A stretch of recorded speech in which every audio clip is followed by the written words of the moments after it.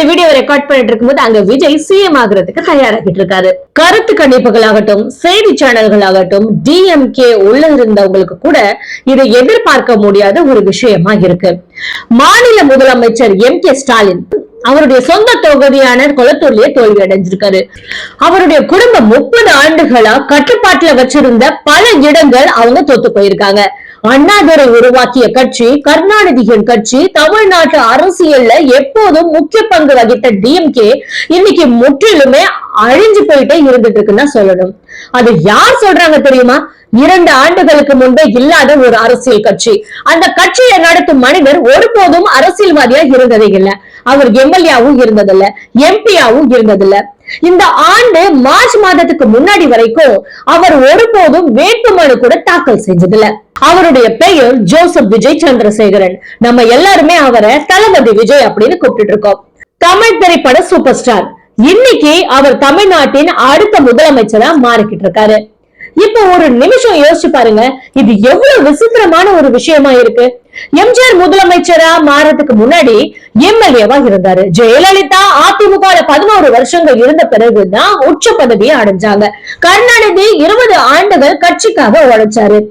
கமல்ஹாசன் கூட கட்சியை ஆரம்பிச்சு எப்படியாச்சும் சிஎம் ஆகணும்னு ட்ரை பண்ணாரு. ஆனா அவர் தன்னுடைய கட்சியை தொடங்கினாரு. ஆனா கடுமையா தோல்வி அடைஞ்சிட்டாரு. விஜய் தனது கட்சியை 2024 பிப்ரவரி 2ஆம் தேதி தொடங்கினாரு. வெறும் 26 மாதங்கள் மட்டுமே இன்னைக்கு அவரு முதலமைச்சர். கடந்த 50 ஆண்டுகள்ல இந்தியாவுல எந்த ஒரு பெரிய மாநிலத்திலையும் இப்படி ஒண்ணு நடந்ததே இல்லை. அரசியல் அனுபவமே இல்லாத ஒரு திரைப்பட நடிகர் எப்படி வரலாற்றிலேயே சக்தி வாய்ந்த திராவிட கட்சியை வீழ்த்தினாரு? இந்த கேள்விக்கான விடைகளை தான் இப்ப நம்ம பார்க்க போறோம். 10 நிமிஷம் கொடுங்க, ஏன் இப்படி நடந்ததுன்னு நான் உங்களுக்கு விளக்குறேன். விஜய் 1974 ஜூன் 22ஆம் தேதி மெட்ராஸ்ல பிறந்தாரு. அவருடைய தந்தை எஸ்.ஏ. சந்திரசேகர் சிறிய அளவிலான தமிழ் திரைப்பட இயக்குனர், கத்தோலிக்க கிறிஸ்து. அவருடைய தாய் ஷோபா கர்நாடக இசை பாடகி, இந்து மதத்தை சேர்ந்தவர். அதனால விஜய் இயல்பாவே கலப்பு மத சூழல்ல தான் வளர்ந்தாரு. அவருக்கு வித்யான்னு ஒரு தங்கை இருந்தாங்க. ஒரு பேட்டியில அவங்களுடைய தந்தை 9 வயது விஜய் தன்னுடைய தங்கையை ஒரு சிறிய கூட்டில் வைத்து தலையில் தூக்கி கொண்டு தினமும் விளையாடுவாரு. ஆனா வித்யாவுக்கு ரத்த புற்றுநோய் இருந்தது. அவ வயது 3.5 தான். ஒரு நாள் விஜய் அவருடைய விளையாடி கொண்டு இருக்கும் போது அவள் சுவாசத்தை நிறுத்திட்டா. அந்த இடத்திலேயே இறந்துட்டா. அப்போ விஜய் சொன்ன ஒரே ஒரு வார்த்தை டாடி. அதுக்கு பிறகு அந்த சிறுவன் பேசுறதையே நிறுத்திட்டான். அவருடைய தாயும் ஒரு பேட்டியில இத பத்தி பேசினாங்க. விஜய் மிகவும் சத்தமாவும் குறும்பாவும் ஆற்றலாக இருந்த குழந்தை. ஆனா வித்யா இறந்த பிறகு அவர் முழுமையாவும் அமைதியானவரை மாறிட்டாரு. அந்த அமைதியான சிறுவன் 10 வயசுல குழந்தை நடிகனா அறிமுகமானாரு. 18 வயசுல ஏற்கனவே ஹீரோ ஆகிட்டாரு. 1992 டிசம்பர் 4ஆம் தேதி அவருடைய முதல் ஹீரோ படம் நாளைய தீர்ப்பு வெளியாச்சு. அது மோசமான தோல்வி அடைஞ்சது. விமர்சனங்கள் மிகவும் கொடுமையா இருந்துச்சு. ஒரு தமிழ் பத்திரிகையில அவரை பத்தி எழுதியிருந்தாங்க. இந்த முகத்தை திரைப்படத்துல பார்க்க மக்கள் படம் கொடுக்கணுமான்னு கேள்வி கேட்டிருந்தாங்க. 30 ஆண்டுகளுக்கு பிறகு தன்னுடைய அரசியல் மேடையிலேயே விஜய் அந்த விமர்சனத்தை நினைவு கூர்ந்தாரு. அந்த சிறுவன் என்ன செஞ்சா தெரியுமா? பயந்து ஓடல, ஓடி ஒளியவும் இல்ல. மக்கள் விமர்சனத்தால உடஞ்சியும் போகல, தொடர்ந்து வேலை செஞ்சுக்கிட்டே இருந்தாரு. 1993 விஜயகாந்துடன் சேர்ந்து செந்துரபாண்டி படத்தில் நடிச்சாரு. பின்னாடி 1994 ரசிகன் திரைப்படம் 175 ஆண்டுகள் ஓடிச்சு. 1990கள்ல நடுப்பகுதியில அவர் ரசிகர்கள் இளைய தளபதினு அழைக்க ஆரம்பிச்சாங்க. 2004 கில்லி 50 கோடியை கடந்த முதல் தமிழ் படம்னு பேர் வாங்கிச்சு. 2017 மெர்சல் 250 கோடி, 2019 பிகில் கிட்டத்தட்ட 300 கோடி வசூல் செஞ்சது. ஒரு காலத்துல டிக்கெட் வாங்கி பார்க்க கூட தகுதி இல்லைன்னு கூறப்பட்ட அந்த முகம் ஒரு படத்துக்கு 150 கோடி சம்பளம் வாங்கும் நிலைக்கு வந்துச்சு. ஆனா தமிழ் சினிமா என்பது வெறும் சினிமா மட்டும் இல்லைங்க. தமிழ்நாட்டுல ஒவ்வொரு பெரிய நட்சத்திரமிடமும் ஒரே ஒரு கேள்வியை எப்பவுமே கேட்பாங்க, அரசியலுக்கு எப்ப வர போறீங்க? எம்ஜிஆர் வந்தாரு, ஜெயலலிதா வந்தாங்க, ரஜினிகாந்த் வந்தாரு, கருணாநிதி வந்தாரு, கமல்ஹாசன் வந்தாரு. அப்போ விஜய் எப்போ தயாராக தொடங்கினாரு? உண்மையிலே மக்கள் இந்த விஷயத்தை பேசுறதுக்கு முன்னாடியே விஜய் தயாராகிட்டாரு. 2009 அவர் விஜய் மக்கள் இயக்கம் அப்படின்னு ஒரு அமைப்பை தொடங்கினாரு. வெறும் பேப்பர்ல ரசிகர் மன்றம் போலதான் இருந்துச்சு. ஆனா உண்மையிலே அது ஒரு நல்ல அமைப்பு. 2021க்குள்ள தமிழ்நாடு முழுவதும் 35,000 துணை கிளைகள் இருந்துச்சு. அதே ஆண்டுல இந்த ரசிகர் மன்றம் அமைதியான உள்ளாட்சி தேர்தல் போட்டியிட்டு 169 இடங்கள்ல 155 இடங்கள்ல வென்றுச்சு. ஒரு ரசிகர் மன்றம் 155 இடங்களை வெல்றத கற்பனை செஞ்சு கூட பார்க்க முடியாது. இதற்கடையில அவருடைய திரைப்படங்களே அவருக்கு பதிலா பேச தொடங்கிச்சு. 2017 மெர்சல் படத்துல ஜிஎஸ்டி விமர்சிக்கும் காட்சி இருந்துச்சு. மருந்துக்கு 12% ஜிஎஸ்டி, ஆனா மதுவுக்கு 1% மட்டும் ஏன் அப்படின்னு கேள்வி கேட்கப்பட்டுச்சு. அவர் இந்தியாவை சிங்கப்பூரோட ஒப்பிட்டாரு. பாஜக கடும் கோபம் அடைஞ்சது. தமிழ்நாடு பாஜக தலைவன் தமிழிசை சவுந்தரராஜன் விஜய் அரசியலுக்கு வரணும்னு பொய்யான தகவல்களை பரப்புறாருன்னு சொன்னாங்க. பின்னர் 2018 சர்க்கார் இலவச அரசியலை விமர்சிச்சது. பிகில் பெண்கள் முன்னேற்றத்தை பற்றி பேசுச்சு. 2 ஆண்டுகளுக்கு ஒரு முறை அவருடைய படங்கள் இன்னும் கொஞ்சம் அரசியல் சார்ந்த படங்களாவே மாறிக்கொண்டே போச்சு. கொஞ்சம் மெதுவா ஆனா கவனமா. 2024 பிப்ரவரி 2 விஜய் இறுதியா வெளிப்படையா அறிவிச்சாரு. அவர் தனது அரசியல் கட்சியை தொடங்கினாரு. தமிழக வெற்றி கழகம் டிவிகே. தனது சிந்தனை வழிகாட்டிகளாக அம்பேத்கர், பெரியார், காமராஜரை குறிப்பிட்டாரு. அவருடைய எதிரிகளாக பாஜக மற்றும் டிஎம்கேவை குறிப்பிட்டாரு. பாஜகவை கருத்தியல் எதிரின்னு சொன்னாரு. டிஎம்கேவை அரசியல் எதிரின்னு குறிப்பிட்டாரு. நாம் தேர்தலில் அவர்களை எதிர்க்க போறோம்னு சொன்னாரு. 2024 விக்கிரவாண்டியில அவரது முதல் பொதுக்கூட்டம் நடந்துச்சு. 6 லட்சம் மக்கள் வந்ததா கட்சி சொல்லுச்சு. அந்த நாள் விஜய் பேசிய விதம் ஒரு கோஷமாவே மாறுச்சு. 2025 ஆகஸ்ட் மாசம் மதுரை பொதுக்கூட்டத்துல செல்ஃபி வீடியோ 107 மில்லியன் பார்வையாளர்களையும் 11 மில்லியன் லைக்குகளையும் பெற்றுச்சு. இது போன்ற எண்ணிக்கைகளை இதுக்கு முன்னாடி எந்த தென்னிந்திய பிரபலமும் பெற்றதில்லை. எம்ஜிஆர் காலத்துக்கு அப்புறம் தமிழ்நாடு இப்படியான அரசியல் ஆற்றல உணரவே இல்லைன்னு நான் சொல்றேன். ஆனா இப்போ இங்க இருந்து கதை கொஞ்சம் கஷ்டமான ஒரு கதையா மாறப்போகுது. 2025 செப்டம்பர் 27 ஈரோடு அருகே நடந்த ஒரு தேர்தல் பிரச்சார கூட்டத்துல மாலை நடக்க வேண்டிய நிகழ்ச்சிக்கு விஜயோட வேன் பல மணி நேரம் தாமதமா வந்துச்சு. அப்போ ஏற்கனவே 25,000 மக்கள் கூடி இருந்தாங்க. ஆனா போலீஸ் அனுமதி 5,000 பேருக்கு மட்டுமே கொடுக்கப்பட்டிருந்துச்சு. மக்கள் வெயில்ல மணிக்கணக்கா காத்திருந்தாங்க. முதியவர்கள், பெண்கள், குழந்தைகள் அனைவருமே நெருக்கமா நின்னுட்டு இருந்தாங்க. விஜயின் கார் வந்த உடனே கூட்டம் அவரை பார்க்க முன்பக்கம் தள்ளுச்சு. அந்த நெரிசல்ல 41 பேர் உயிரிழந்தாங்க. குழந்தைகளும் அதுல உட்பட்டு 100க்கும் மேற்பட்டோர் காயமடைஞ்சாங்க. போலீசார் எஃப்ஐஆர் பதிவு செஞ்சாங்க.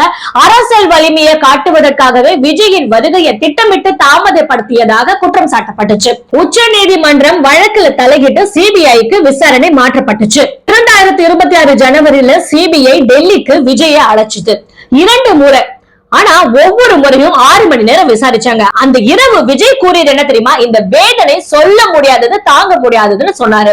ஆனா இந்த மோசமான செய்திகளுக்கான முடிவு அதுல ஒண்ணுமே கிடைக்கல. சென்னை உயர்நீதிமன்றம் அவரது வருமான வரி மேல்முறையீட்டை தள்ளுபடி செஞ்சது. 2015 15 கோடி வருமானத்தை மறைச்சதா கூறப்பட்டுச்சு. 1.5 கோடி அபராதமும் விதிக்கப்பட்டுச்சு.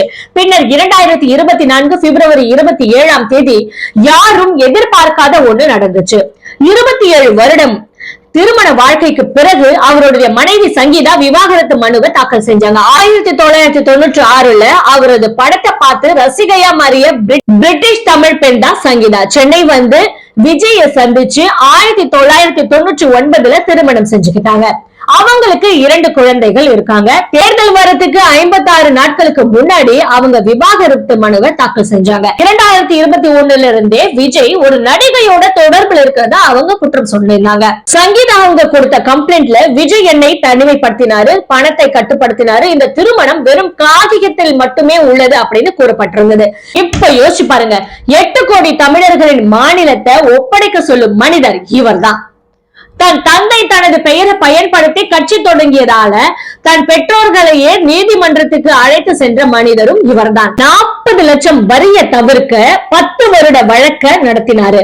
விஜயை தேச விரோதின்னு குறிப்பிட்டாரு.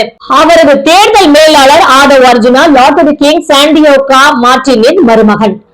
அதே சாண்டியோகா மார்டின் பண மோசடி வழக்குல இபி விசாரணைக்கு உள்ளானாரு. அப்படின்னா உண்மையான விஜய் யாரு? திரையில காணும் ஹீரோவா அல்லது இந்த மனிதரா? 2 ஆண்டுகளா விமர்சனங்கள் இதையே கேட்டுட்டு இருக்கு. அதிமுக டிவிகேவின் கொள்கையை காக்டெயில் அரசியல் சொல்லப்படுது. எல்லாவற்றையும் கொஞ்சம் கலந்து புதுசா காட்டுவது போல. நாம் தமிழ் கட்சியின் சீமான் விஜய் 2 நாற்காலிகளில் ஒரே நேரத்தில் சமநிலை வைத்திருக்க முயற்சிக்கிறாருன்னு கூறினாரு. டிஎம்கே பல மாதங்களா டிவிகே பாஜகவின் பி டீம்னு கூறுச்சு. ஏன்னா சமீப காலம் வர விஜய் பிரதமர் மோடியை பெருசா எதுவும் விமர்சிக்கல. ஆனா விஜய் தெளிவா கூறியது முதலில் டிஎம்கேவை அகற்றுவதே எங்கள் இலக்கு. அவர் சொன்ன மாதிரி அந்த விஷயத்தை சாதிச்சிட்டாருன்னு தான் தோணுது. ஆனா எத்தனை பிரச்சனைகளுக்கு அப்புறமும் கூட்ட நெரிசல், மரணம், விவாகரத்து, சிபிஐ விசாரணை, வழக்குகள், தமிழ்நாட்டு மக்கள் அவருக்கே வாக்களிச்சிருக்காங்க. 2026 ஏப்ரல் 23 நடைபெற்ற தேர்தல்ல 85.1% வாக்குப்பதிவு நடந்துச்சு. தமிழ்நாடு வரலாற்றிலேயே அதிகபட்சம். முந்தைய தேர்தலை விட 11% அதிகம். பெண்கள் ஆண்களை விட அதிகமா வாக்களித்தனர். மொத்தம் 4.88 கோடி மக்கள் வாக்களிச்சிருக்காங்க. இப்போ இந்த வீடியோவை நான் பதிவு செய்யற நேரத்துல டிவிக்கு 118 அப்படின்ற நம்பரை கைப்பற்றிடுச்சு. இது ஏன் இப்படி நடந்துச்சு அப்படின்றத ஒரே பதில்ல சொல்ல முடியாது. முதல் காரணம், மக்கள் டிஎம்கேவால சோர்ந்து போயிருக்காங்க. ஸ்டாலின் தனது மகனுக்கே துணை முதலமைச்சர் பதவியை கொடுத்தாரு. ஒட்டுமொத்தமா குடும்பமே மாவட்டங்களை ஆள்ற மாதிரி ஒரு விஷயம். 5 ஆண்டுகளுக்கு பிறகு அது அரசாங்கத்தை விட குடும்ப வியாபாரம் போல தோணுச்சு. இரண்டாவது காரணம், ஜெயலலிதா இறந்ததுல இருந்து அதிமுக உடைந்த நிலையில் இருக்கு. வலுவான தலைவர் இல்லை, கதையும் இல்லை. மூன்றாவது மற்றும் முக்கிய காரணம் ஹீரோ வழிபாடு. விஜயிடம் பணத்தால் வாங்க முடியாத ஒண்ணு இருக்கு. மக்கள் அவரை ஏற்கனவே நல்லா புரிஞ்சு வச்சிருக்காங்க. அவருடைய படங்களை பார்த்து வளர்ந்திருக்காங்க. வாக்காளர்களுக்கு அவருடைய பேர் ஒண்ணு புதுசு இல்ல, புதுசா கத்துக்க வேண்டிய அவசியமும் இல்ல. அவங்க ஏற்கனவே அவரை நேசிக்க ஆரம்பிச்சிருந்தாங்க. ஆனா டிவிக்கவை எதிரியா பாக்குறவங்களுக்கு இருக்கிற ஒரே ஒரு சிரமமான விஷயம் என்ன தெரியுமா? தம் பெற்றோர்களையே நீதிமன்றத்துக்கு அழைத்து போற மனிதர், 41 பேரின் மரணம் குறித்து சிபிஐ விசாரணைக்கு உள்ளான மனிதர், தேர்தலுக்கு முன்பே மனைவி விவாகரத்து கோரிய மனிதர், சட்டமன்ற விவாதம் ஒன்றிலும் கலந்து கொள்ளாத மனிதர். அந்த மனிதர் தான் அடுத்த 5 ஆண்டுகளுக்கு 8 கோடி மக்களுக்கான சட்டங்களை உருவாக்க போறாரு. அதனால அவருடைய தகுதி என்ன அப்படின்னு தான் நிறைய எதிர்கட்சி தலைவர்களுடைய கேள்வியாவே இருந்துட்டு இருக்கு. சரி, இவங்க எல்லாம் இங்க மாதிரி கேள்வி கேட்கறாங்க. அப்போ வேற யார் தான் இதுக்கு தகுதியானவங்க? அவரை பத்தி தனிப்பட்ட முறையில என்னதான் நினைச்சாலும் தமிழ்நாட்டு மக்கள் வாக்களிச்சு அவரை தேர்ந்தெடுத்தாங்க. இது இந்திய வரலாற்றிலே இல்லாத அளவுக்கு வரலாற்று சிறப்பு மிக்க முடிவு. 1967 முதல் சுமார் 60 ஆண்டுகளாக தமிழ்நாடு 2 கட்சிகளாகவே பார்த்தது, டிஎம்கே மற்றும் அதிமுக. அவை இரண்டும் 1940களில் தொடங்கிய திராவிட இயக்கங்களில் இருந்து வந்தவை. 3 தலைமுறைகள் முழுவதும் திராவிட ஆட்சியிலேயே வாழ்ந்த தமிழ்நாடு இன்று அந்த ஆட்டம் முடிவுக்கு வந்திருக்கு. விஜய் அடுத்த எம்ஜிஆர் ஆகி ஏழை மக்களின் வாழ்க்கையை மாற்றுவாரா, அல்லது அரசியலையும் ஒரு திரைப்பட மேடை போல நடத்தும் இன்னொரு நடிகராக மாறுவாரா? அதற்கான பதில அடுத்த 5 ஆண்டுகள்ல பாத்துக்கலாம். ஆனா இன்னைக்கு மக்கள் வாக்களிச்சுட்டாங்க, தங்களுடைய தலைவரை அவங்களே தேர்ந்தெடுத்துக்கிட்டாங்க. இதுதான் உண்மை. நடிகர் இப்போ அரசியல்வாதி. இப்போதைக்கு அவர்தான் தமிழ்நாட்டுடைய முதலமைச்சர். நன்றி.